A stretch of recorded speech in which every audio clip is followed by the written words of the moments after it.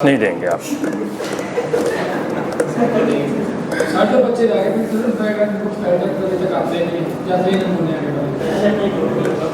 मैं तो नहीं सैम्पल क्लासेस देनी पड़ी। तो ये सैंपल में महीना गुजर गया, सैंपल क्लास इधर हो रही है, सैंपल क्लास उधर हो रही।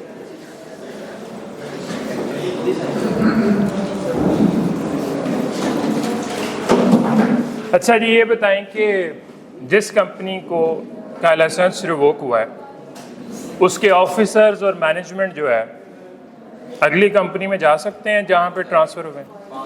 कितने अरसे के लिए? नहीं, 5 साल। किन बेसिस पे रिवोक किया जा सकता है licence? Major 4-5 points: fraud, misfeasance, malfeasance, sovereignty, integrity. कितने साल से डॉर्मेंट पड़ी हुई है? 1 साल से। फाइनेंशियल स्टेटमेंट या रिटर्न कितनी देर का नहीं किया? 2 साल। कंसेक्टिव ईयर्स जो है, 2 कंसेक्टिव ईयर।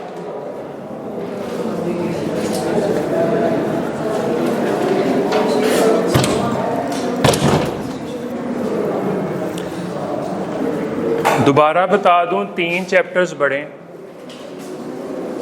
इंट्रोडक्शन पे टाइम लग रहा है। चैप्टर 3 बड़ा है। किसका जी? डायरेक्टर्स का। मीटिंग्स का बड़ा चैप्टर है और लास्ट वाइंडिंग अप का बड़ा चैप्टर पढ़ लें, ठीक है। बाकी तो आप चाहें तो 2-2 दिन में चैप्टर्स ख़त्म हो सकते, कोर्स ज़्यादा नहीं। एक समझ लें चीज़ों को। मैंने अभी बताया बी लॉ से कंपैरेटिवली पेपर आसान है। तो फिर की टू सक्सेस क्या है? Written practice. Number of days की हमने कैटेगरीज बना लेनी है। 90s में 90 दिन वाले, 15 दिन वाले, 30 दिन वाले पॉइंट्स को जो बच्चे भूलते हैं। क्योंकि किसने बी लॉ में मुझे मैसेज किया था, क्या नहीं, शायद सी लॉ में किया था, कि नंबर ऑफ डेज नहीं सर याद होते। तो अगर आप लोगों ने सिर्फ सैंपल क्लास लेने आए हो तो कल ना आना, और अगर आप लोगों ने वाकई कंटिन्यू करना है तो हमें कंटिन्यू करने दें। जो मेरे रेगुलर स्टूडेंट्स हैं, हम बार बार जो है कोर्स को कभी इधर से पढ़ रहे हैं, कभी इधर से पढ़ रहे हैं, ताकि नए आने वाले एडजस्ट हो जाएं, ठीक है। इसको समझ लें कि अगर ये क्लास पसंद नहीं आ रही तो ना आए भाई।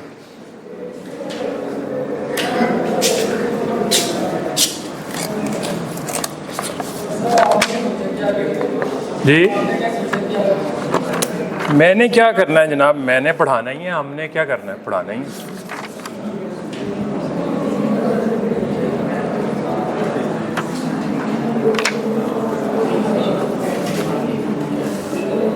अच्छा,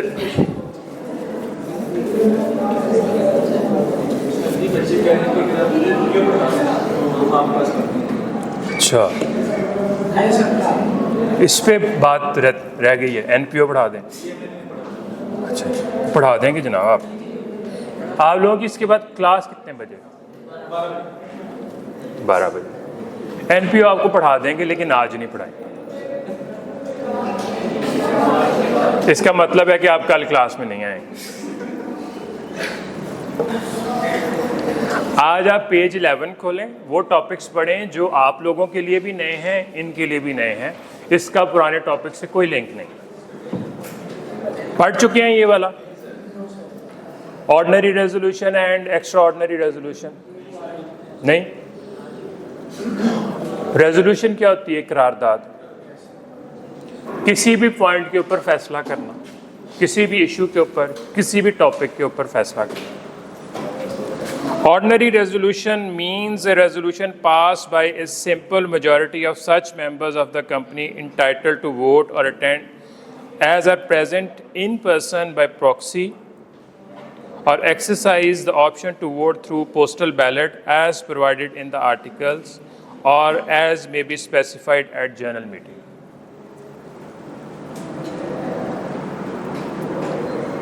सिंपल मेजॉरिटी क्या होती है? कब से 2/3 कब से हो गई?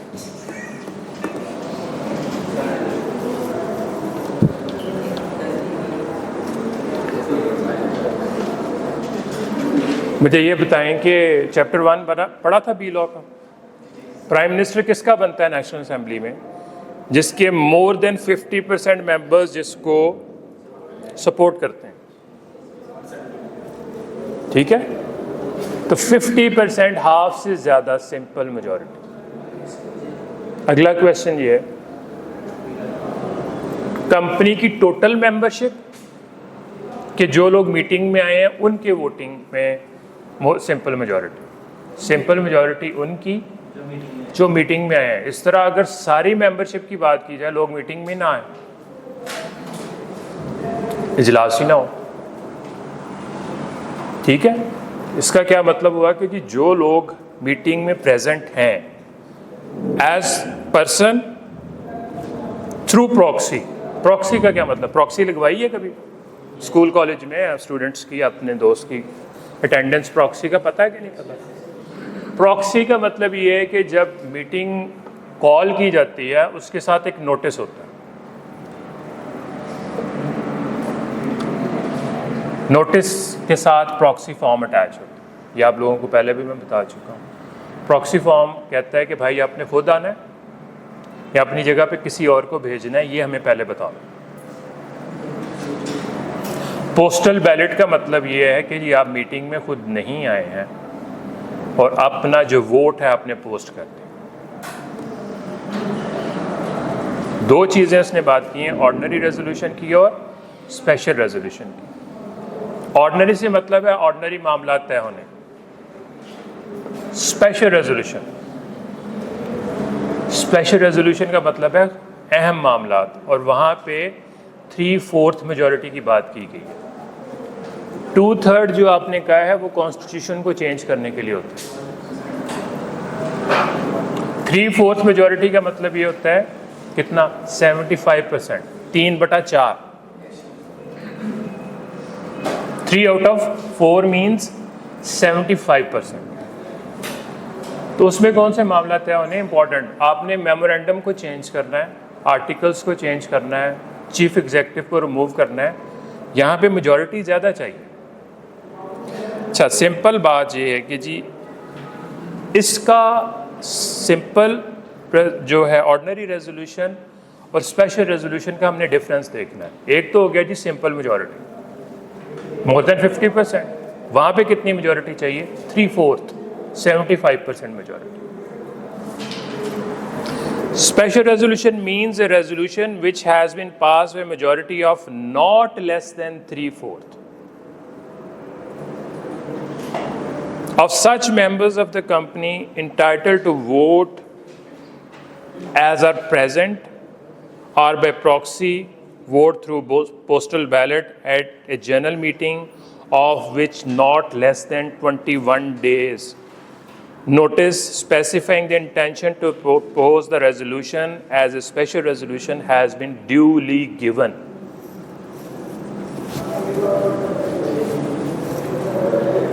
क्या क्या बातें अंडरलाइन करनी है? 3/4 मेजॉरिटी अंडरलाइन करें। वैसे तो इसको एज इट इज़ याद करना है, लेकिन मोस्ट इंपॉर्टेंट पॉइंट जो आपकी डेफिनेशन में लिखे होने चाहिए। कितने दिन का नोटिस है जी? 21 डेज का नोटिस है।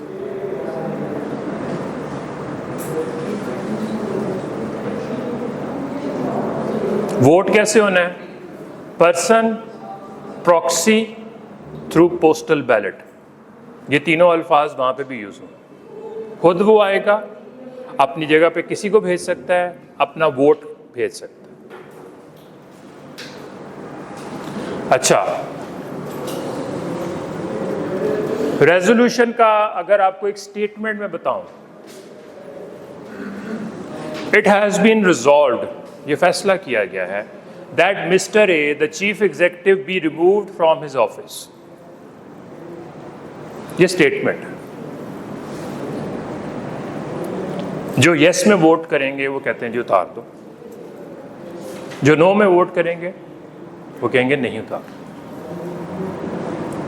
वोट कैसे आएगा? वो मीटिंग में मौजूद होंगे, या उनका आपको प्रॉक्सी आएगा, या पोस्टल बैलेट। 21 दिन पहले नोटिस देना है। उस नोटिस में ये बताना है कि भाई किस मामले के ऊपर स्पेशल रेजोल्यूशन आ रही है। क्या इस नोटिस का जिक्र ऑर्डिनरी रेजोल्यूशन में है? Answer is no. पहला डिफरेंस, उसका नोटिस नहीं जा रहा 21 दिन।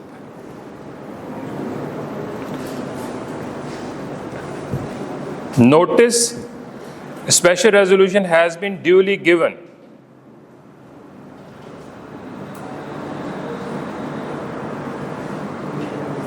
Notice duly given. Notice के साथ duly given को अटैच करें।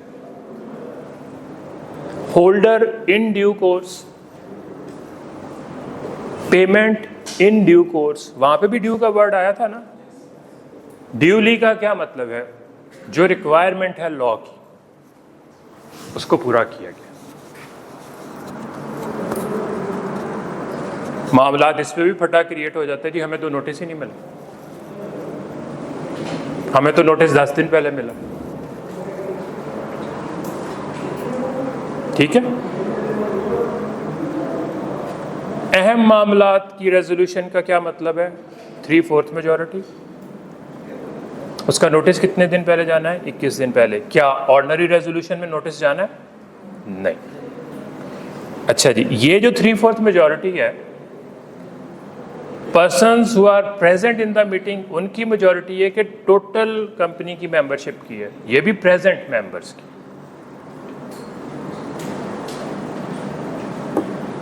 जो प्रेजेंट होंगे। अगर मैं ये कहूं कि भाई सारे बच्चे क्लास में आएंगे तो टेस्ट होगा, फिर तो नहीं होगा।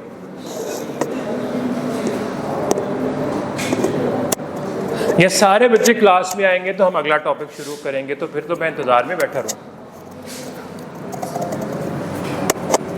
अगर मैं ये कह देता हूं कि जी क्लास में एक भी बच्चा आएगा तो हम अगला टॉपिक स्टार्ट करके ख़त्म कर देंगे और रिपीट नहीं होगा, फिर सारे आएंगे क्लास में कि नहीं आएंगे? इसीलिए ये चीज़ इसमें शामिल की गई है, जो लोग प्रेजेंट हैं इन द मीटिंग।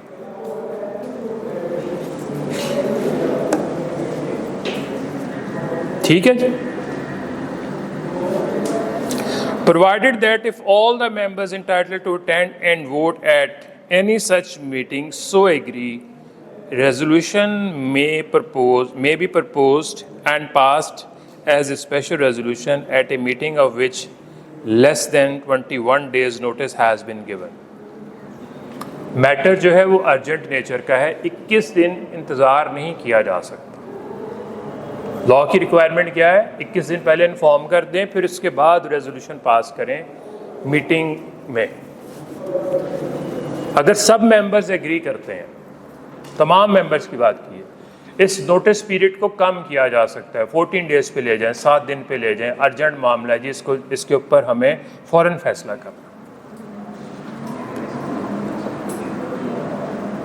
ये वाली डेफिनेशंस आई हुई हैं पास पेपर में। स्पेशल रेजोल्यूशन तो आई। अब आप खुद सब ये पढ़ें, इसको कोई चीज़ समझ में नहीं आई तो पूछें, फिर अगली चीज़ पढ़ते हैं।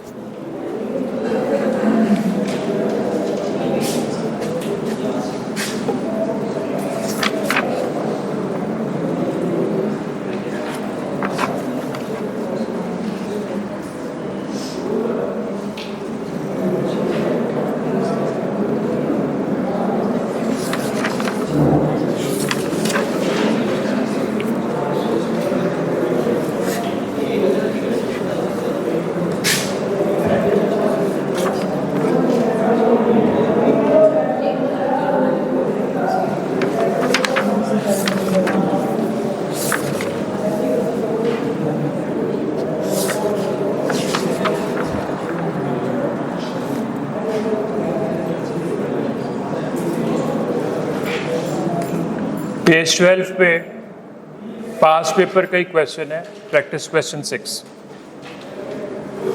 एज इट इज डेफिनेशन पूछी गई। जी, इसमें सिनेरियो भी अगर आएगा ना तो एंड पे आपने एज इट इज़ ही लिखना है। मतलब बहुत थोड़े से अल्फाज को आपने इधर उधर करना है, बाकी आपने एज इट इज़ ही लिखना है, यानी कि चीज़ें याद होंगी।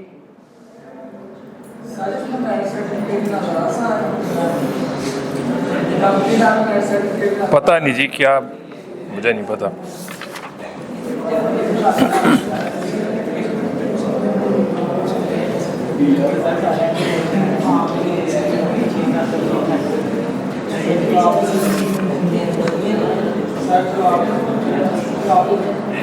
इसमें लेना आसान है कंपैरेटिवली, लें जनाब, आप कोशिश करें।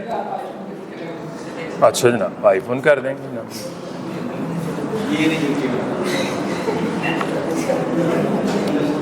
जी पढ़ लिए।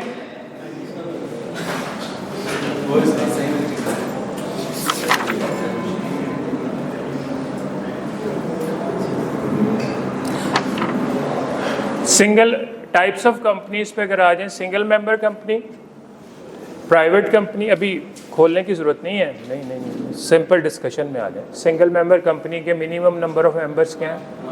1। प्राइवेट कंपनी के 2 और मोर। मिनिमम की बताया गया, मैक्सिमम 50 बताए गए हैं प्राइवेट कंपनी की। Public company unlisted, minimum 3, maximum नहीं बताया। पब्लिक लिस्टेड मिनिमम 7, मैक्सिमम नहीं बताया। मैंने आप लोगों को बताया था कि जी कंपनीज एक्ट एक रिक्वायरमेंट बताता है, आप उस रिक्वायरमेंट को मुश्किल कर सकते हैं अपने आर्टिकल्स में या मेमोरेंडम में, उससे आसान नहीं कर सकते। आप ये नहीं कह सकते कि हमारी प्राइवेट कंपनी है और इसके मेंबर 1 होगा, या हमारी पब्लिक अनलिस्टेड कंपनी है जिसके मेंबर्स 2 होंगे। मिनिमम 3 की रिक्वायरमेंट है, 3 से ज़्यादा रख लें।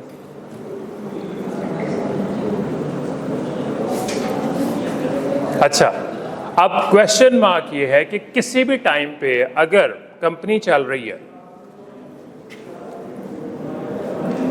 और उसके मिनिमम नंबर ऑफ मेंबर्स की रिक्वायरमेंट कंप्लाई विद नहीं हो रही, यानी कि 3 की रिक्वायरमेंट थी पब्लिक की, तो 1 की डेथ हो गई है या 1 कंपनी छोड़ के चला गया है और 2 मेंबर्स के साथ कंपनी चल रही है, तो ये क्या इलीगैलिटी हो रही है कंपनी में?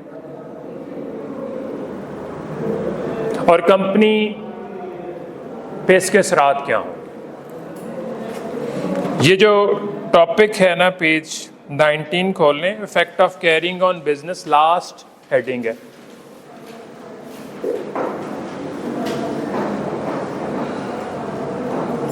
Effect of carrying on business with fewer than minimum number of members. पहले इसकी हम एग्जाम्पल पढ़ेंगे, नेक्स्ट पेज पे आ रहे, फिर रूल पढ़ो।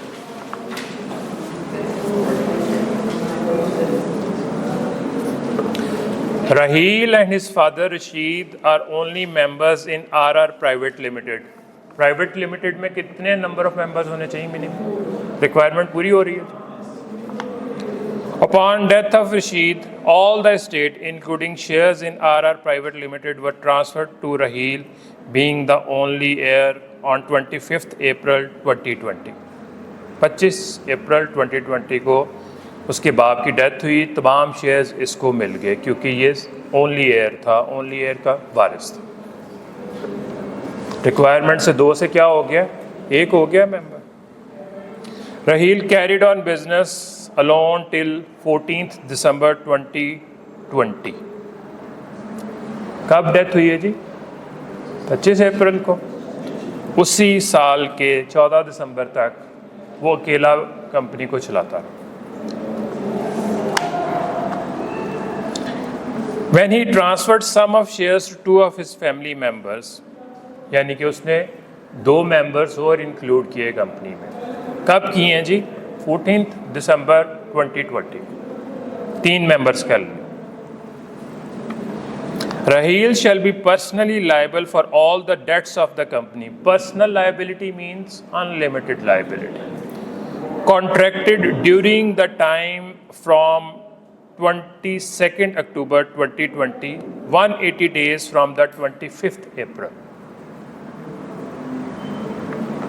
180 दिन तक तो कोई मसला नहीं, 180 डेज के बाद वो पर्सनली लायबल है।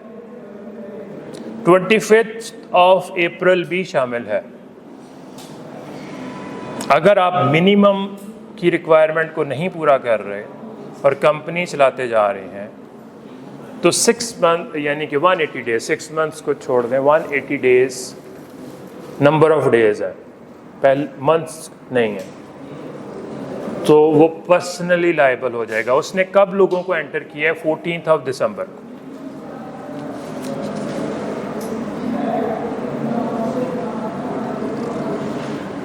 When the company carried on business with fewer than 2 members. Concept की समझ आ गई कि भाई साहब अगर आप मिनिमम की रिक्वायरमेंट किसी वक्त ख़त्म हो गई और आपने अपना बिजनेस जारी रखा तो आपकी पर्सनल लायबिलिटी कब से अराइज होगी? 180 डेज के बाद से पर्सनली लायबल हो जाए। इसका क्या मतलब है कि 180 डेज से पहले ये कर लेता, किसी और को ऐड कर लेता तो कोई मसला नहीं था ना।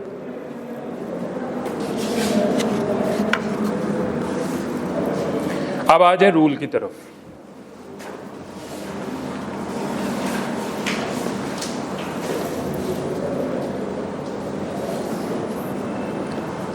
If at any time the company carries on business for more than 180 days, while the number of members is reduced below the minimum as mentioned above. As mentioned above means as mentioned in law. Above जहाँ से भी ये point उठाया गया, मैंने इसीलिए बात कहाँ से शुरू की थी कि ये मिनिमम नंबर ऑफ मेंबर्स कितने हैं, सिंगल के, प्राइवेट के। सिंगल का तो डेथ हो गई तो बात खत्म हो गई। Every person who is member of the company during the time that it so carries on business after those 180 days, after those 180 days, इसको underline।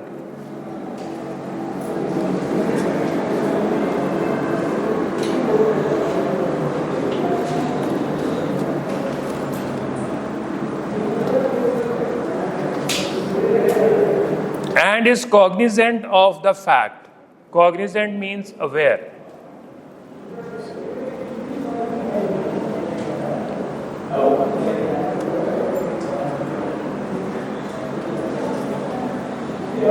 That it is carrying on business with fewer than 2 members and 3 members as the case may be. As the case may be किसकी तरफ इशारा करता है? जिस company में 2 members हैं उसके लिए बात वो लागू होगी, जिसके लिए 3 मेंबर्स हैं एज द केस में भी। इसमें आप बार बार पढ़ेंगे क्योंकि अगर 2 से कम 1 हो गया तो वो वाला रूल अप्लाई करेगा, 3 से कम 2 हो गए तो फिर उधर रूल अप्लाई करेगा। एज जैसे भी हालात होंगे, 3 वाले हालात होंगे तो 2 पे ये रूल अप्लाई हो जाएगा, 2 वाले कंपनी होगी तो 1 पे ये रूल अप्लाई हो जाएगा।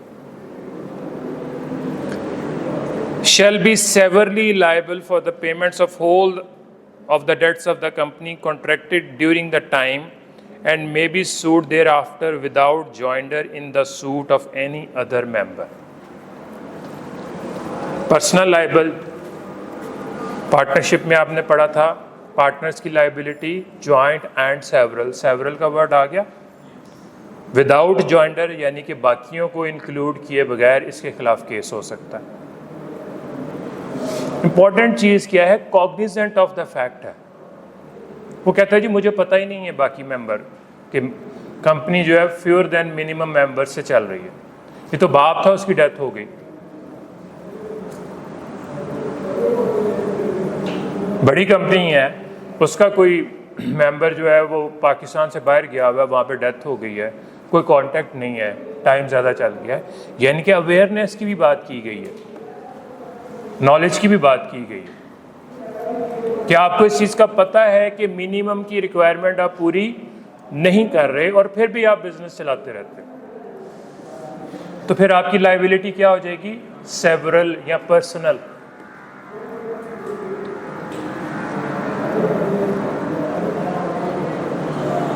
पार्टनरशिप में यानी कि अब इसकी पार्टनरशिप वाली लायबिलिटी होगी भाई, अनलिमिटेड। पढ़ लें इसको, कुछ चीज़ समझ में नहीं आई, कॉग्निजेंट ऑफ द फैक्ट को भी अंडरलाइन कर लें।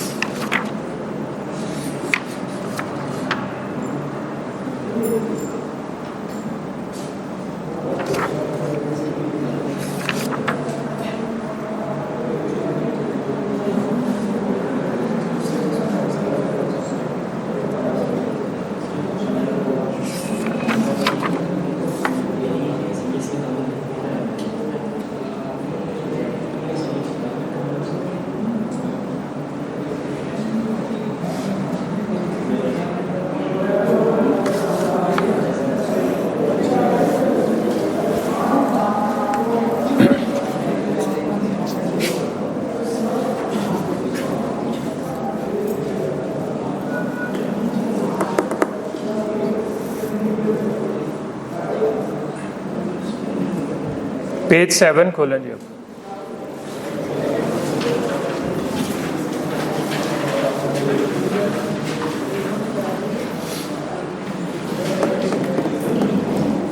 पब्लिक सेक्टर कंपनी की डेफिनेशन पढ़ ली हुई है। बेनिफिशियल ओनरशिप क्या होती है? बेनिफिशियल ओनरशिप क्या होती है?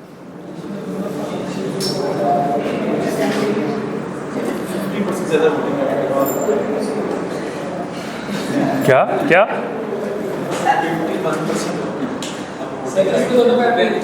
बेनिफिशियल ओनरशिप, मैंने सिंपल क्वेश्चन पूछा, बेनिफिशियल ओनर कौन होता है? जिसको फायदा होता है। देखें, कंपनी में इन्वेस्टमेंट किसने की है? उसके शेयर होल्डर्स ने, मेंबर्स ने की है। जब एसेट्स खरीदे गए तो लीगल ओनर उन एसेट्स का कौन है? वो शेयर होल्डर्स हैं या कंपनी है? कंपनी है। जब बिजनेस रन होता है, उससे प्रॉफिट कमाए जाते हैं, बेनिफिट कौन लेता है? Share holders.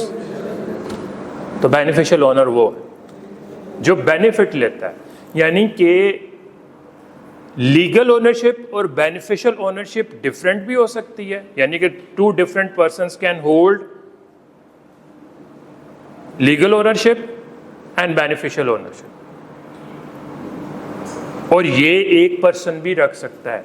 इस प्रॉपर्टी का मालिक जो है, इसका लीगल ओनर भी है, बेनिफिशियल ओनर भी है, कागजात भी उसके नाम है, उसने इस प्रॉपर्टी को रेंट पे भी दिया हुआ है, बेनिफिट भी वो ले रहा है।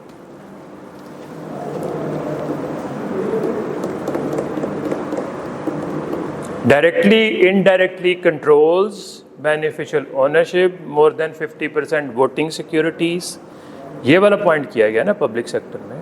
तो मैंने इसलिए क्वेश्चन पूछा था कि बेनिफिशियल ओनरशिप को एक्सप्लेन नहीं किया गया।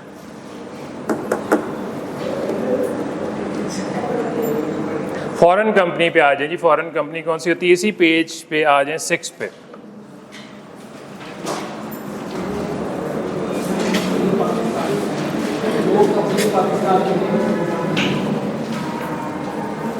पाकिस्तान से बाहर वो इनकॉर्पोरेटेड है, कंपनी और बॉडी कॉर्पोरेट।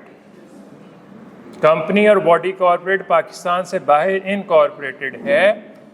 अगला question, has a place of business और liaison office in Pakistan whether by itself through an agent physically और थ्रू इलेक्ट्रॉनिक मोड, और conducts any business activity in Pakistan in any other manner as may be specified। सिर्फ पाकिस्तान से बाहर register होना लाजमी नहीं है।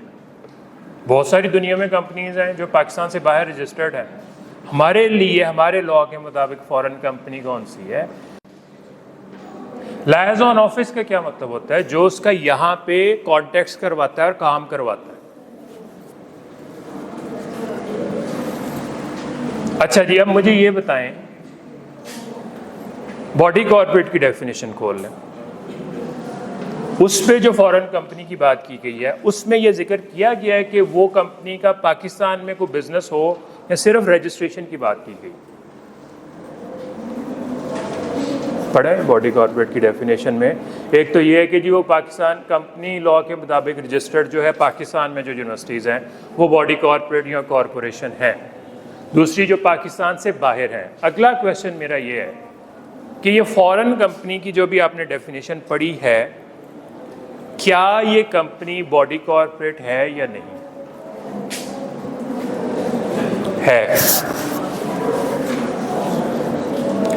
और अगर ये पाकिस्तान में भी रजिस्ट्रेशन करवा लेती है कंपनीज एक्ट के मुताबिक, कई बड़ी कंपनीज ने, जिस तरह नेस्ले पाकिस्तान है कि नहीं है, होंडा वाले जो है होंडा पाकिस्तान लिमिटेड है कि नहीं है? जापानीज कंपनी है ना, वैसे तो होंडा इंटरनेशनल है, उसने पाकिस्तान में भी रजिस्ट्रेशन करवाई हुई है। तो फिर ये क्या हुआ? वो कंपनी की भी डेफिनेशन में आ गई, वो बॉडी कॉर्पोरेट की भी डेफिनेशन में आ गई। रेजिडेंट कंपनी कौन सी, मैंने जो भी पूछा था for tax purposes, resident company कौन सी? जिसकी होल मैनेजमेंट जो है वो पाकिस्तान में हो किसी टाइम पे। और एओपी का क्या कहा गया था? होली और पार्शल।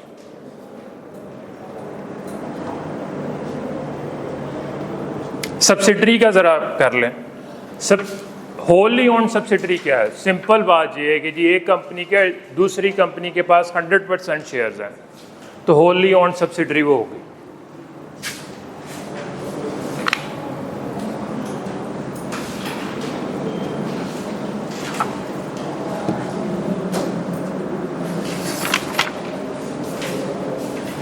पेज 8 पे होली ओन सब्सिडरी पे आ जाए।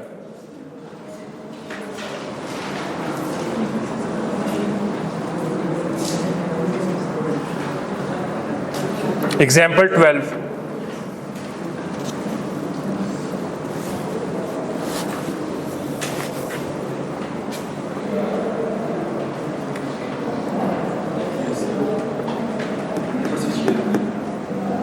वैसे क्या रिलेशनशिप है प्राइवेट और पब्लिक और होल्डिंग एंड सब्सिडरी का आपस का रिलेशनशिप कैसे इस्टेब्लिश होता है? 2 पॉइंट्स मेन क्या हैं? मेजॉरिटी या तमाम के नंबर ऑफ डायरेक्टर्स को आपके पास इलेक्ट या रिमूव करने की पावर हो। बेशक आपके पास कितने परसेंट शेयर हैं, 10% शेयर वोटिंग सिक्योरिटीज़ है। शेयर्स की बात नहीं कर रहे हम, किसकी क्या बात कर रहे हैं? वोटिंग सिक्योरिटीज़ की, या मोर देन 1/2 वोटिंग सिक्योरिटीज़, अकेले या अपनी सब्सिडरीज के साथ मिल के।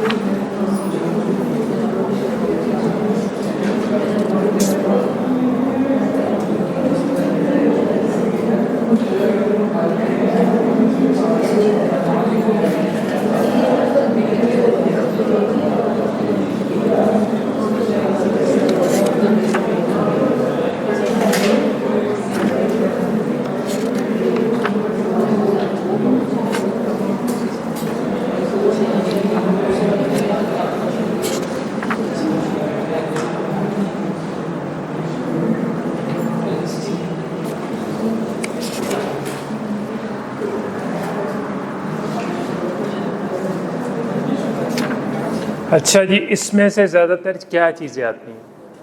डेफिनेशंस काफ़ी सारी। स्टार्ट करते हैं जी, प्राइवेट कंपनी की डेफिनेशन आती रही है, पब्लिक की तो आनी नहीं है, वो तो कहता है जो प्राइवेट नहीं है वो पब्लिक है। सब्सिडरी इम्पॉर्टेंट, बॉडी कॉर्पोरेट आती रही है, स्पेशल रेजोल्यूशन की डेफिनेशन, एनपीओज सेक्शन 42,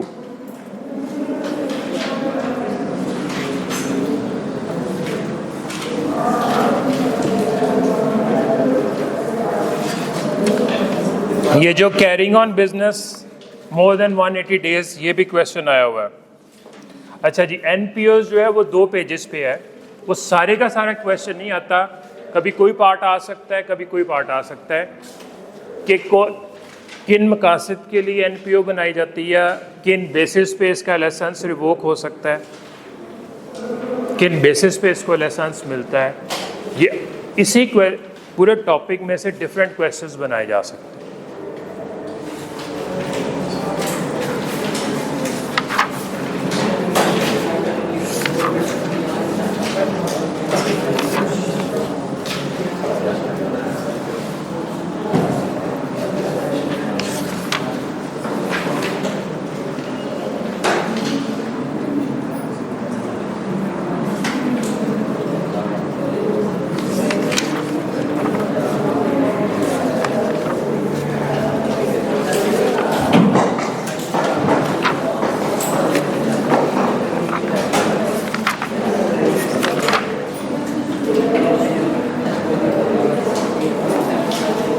पेज 10 खोलें जी, इसमें क्या वो इन्फॉर्मेशन दे रहा है पेज 10 पे।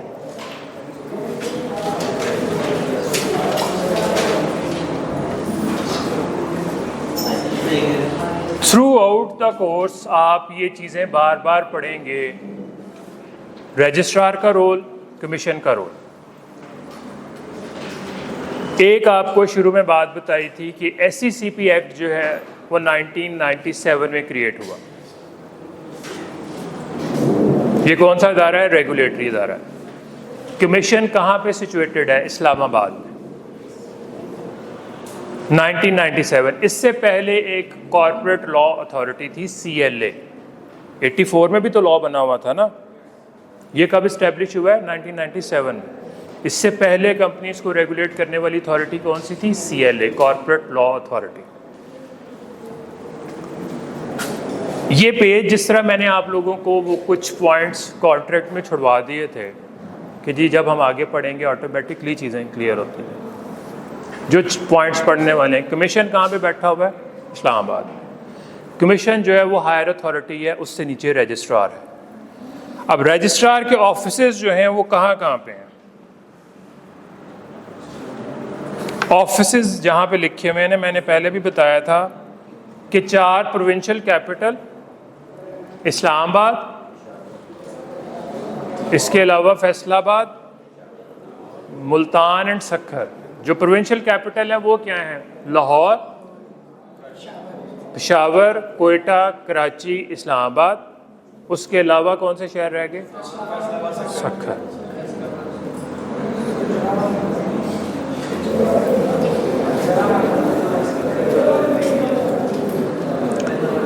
रजिस्ट्रार के क्या मतलब है? रजिस्ट्रार ऑफ कंपनीज के पास, याद रखें, जो इंपॉर्टेंट पॉइंट है यहाँ पे पढ़ने वाला रजिस्ट्रार, इसको मैं एक्सप्लेन कर देता हूँ। कंपनी की क्रिएशन से लेके कंपनी की डिमाइज तक, यानी कि मरने तक, हर इवेंट का पेपर वर्क रजिस्ट्रार के पास पड़ा हुआ। मैंने क्या कहा था कि लिमिटेड लाइबिलिटी के साथ क्या आती है? अकाउंटेबिलिटी आती है। ये वाला काम पार्टनरशिप में नहीं था, फ्रॉड का इम्कान यहाँ पे ज़्यादा है। तो अगर आपको लिमिटेड लाइबिलिटी की ऑप्शन या सहूलत दी जा रही है तो साथ आपके ऊपर चेक भी रखा जा रहा है अकाउंटेबिलिटी की सूरत में बाय SECP। रजिस्ट्रार का क्या मतलब है जी? Registrar means registrar as additional registrar, additional joint registrar, deputy registrar, assistant registrar, or such other person as may be designated by the commission performing duties and functions. अब registrar की एक post है, उसके ऊपर एक मिस्टर रजिस्ट्रार खुद लग सकता है। Additional registrar, joint, additional joint assistant, कोई भी उस जगह पे पोस्टेड हो सकता है, लेकिन वो हमारे पर्पस के लिए क्या है? रजिस्ट्रार। फ़र्ज़ करें कि फैसलाबाद में जो रजिस्ट्रार है वहाँ पे पोस्टेड है एडिशनल रजिस्ट्रार, और मुल्तान में जो रजिस्ट्रार है वहाँ पे जो पोस्टेड है वो असिस्टेंट रजिस्ट्रार है। वहाँ के लिए भी वो रजिस्ट्रार है, यहाँ वाला भी रजिस्ट्रार है। इसको आप दूसरी तरह ये कह लें कि फैसलाबाद का डीसीओ ग्रेड 20 का है, हमारे लिए वो डीसी है कि नहीं है जी? Deputy commissioner. और हो सकता है कि जी किसी छोटे सिटी में, राजनपुर में चले जाएं, वहाँ का जो डीसी है वो ग्रेड 18 का है या 19 का है, लेकिन उनके लिए वो क्या है? डीसी है, डिप्टी कमिश्नर ही है। जो रजिस्ट्रार की एक पोस्ट है, उस पोस्ट पे इन रैंक में से कोई भी बंदा लग जाएगा, वो हमारे लिए रजिस्ट्रार है।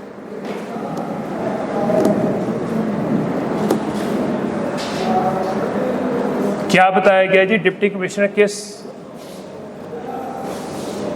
स्केल का लग सकता है?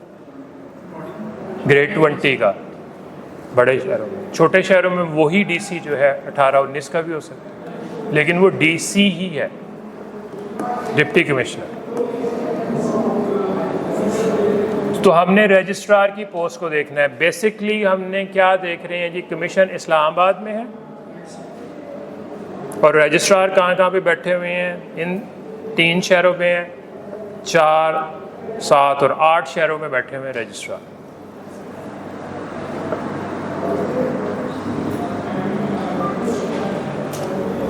बजाय इसके कि अभी हम इन पॉइंट्स को पढ़ें कि जी वो क्या करते हैं, उसका कोई फ़ायदा नहीं है। सिर्फ आपको ये पता होना चाहिए कि जी SCCP किस लॉ के मुताबिक क्रिएट हुआ? SCCP act 1997। बार बार इसको SCCP या कहा जाएगा या कमीशन कहा जाएगा। Commission means SCCP। ये याद रखें कि रजिस्ट्रार के फैसलों के खिलाफ अगर कोई आपको एतराज़ है तो अपील कमीशन को की जाती है, और कमीशन कहाँ पे है? इस्लामाबाद।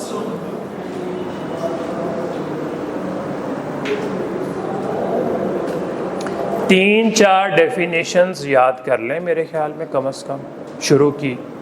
प्राइवेट कंपनी की, बॉडी कॉरपोरेट की, सब्सिडरी कंपनी की, और कौन सी? Special resolution. इनको चीज़ों को याद कर लें। मैं आप लोगों को NPO पढ़ा दूंगा, फिर हम अगला चैप्टर शुरू करते हैं। तो ये पिछला चैप्टर जो है ना, वो 15 से 20 मिनट की हम रिटन प्रैक्टिस रोज़ कर लें या एक दिन छोड़ के कर लें, लेकिन साथ साथ कर लें। ये 4 मंथ्स में ही आपका जो है ना पूरा ख़त्म हो जाएगा। लिखने वाला भी प्रोसेस, पिछला तो फास्ट ट्रैक था ना, उसमें तो हम उस तरह नहीं चल सके जिस तरह हम नॉर्मल रूटीन में चलते। जो इसको सॉल्व करने का तरीकाकार है उसको उस तरह करें। साथ साथ आपके हम प्रैक्टिस क्वेश्चन भी करते जा रहे हैं, यही पास पेपर्स के क्वेश्चन। जो एक आधा मुश्किल क्वेश्चन आया हुआ है पिछले 22 से लेके जब ये स्कीम चेंज हुई थी, वो आपसे डिस्कस कर लेंगे कि वो कैसा आया हुआ है।